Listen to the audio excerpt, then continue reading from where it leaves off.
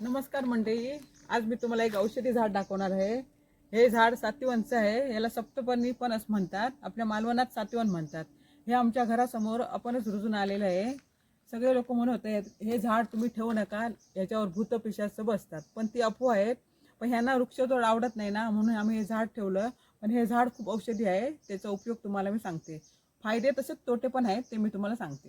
हे बघा, याला अशी 7 पानं येतात, म्हणून याला सप्तपर्णी किंवा सातिवन असे म्हणतात। आता थंडीच्या दिवसात हा सातिवन फुलतो, तुम्हाला मी फुलं दाखवते।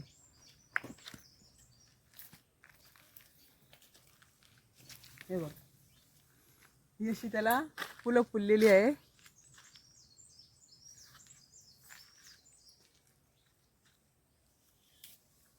खाल्लं ना तर त्याच्यात एक गोडवा असतो आणि मग कडू होतं।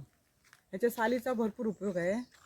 याची साल आपण काढून ठेवली ना आणि पाण्यात घालून जर त्याचा काढा करून पिला तर मलेरिया जर ज्याला असेल त्याच्यासाठी, किंवा त्वचा आपली रुक्ष झाली असेल त्याच्यासाठी याचा उपयोग आहे।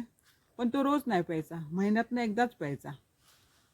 पाय, ढोपरा, गुडघेदुखी दुखत असली, या झाडाची साल पाण्यात उकळून रस काढून त्याचा प्यायला तर गुणकारी आहे। हे बघा, याची फुलं पण किती सुंदर दिसतात बघा। याचा वास पण छान येतो, पण ज्यांना दम्याचा वगैरे त्रास आहे त्याने याचा वास घेऊ नये। याची ही फुलं सुकवून याची पावडर जरी करून ठेवली ना तरी आपण त्याचा औषध म्हणून उपयोग करू शकतो।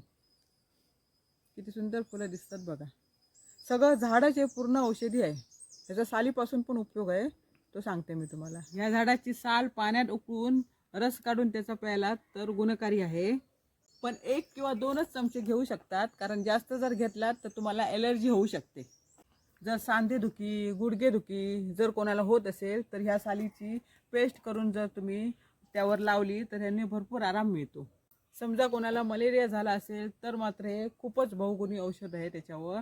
त्याचा काढा जर रोज अर्धा चमचा पिला म्हणजे मलेरिया बरा होईपर्यंतच प्यायचा, नंतर प्यायचा नाही, मग बंद करायचा। पण हे गुणकारी औषध आहे, लगेच मलेरिया कमी होणार।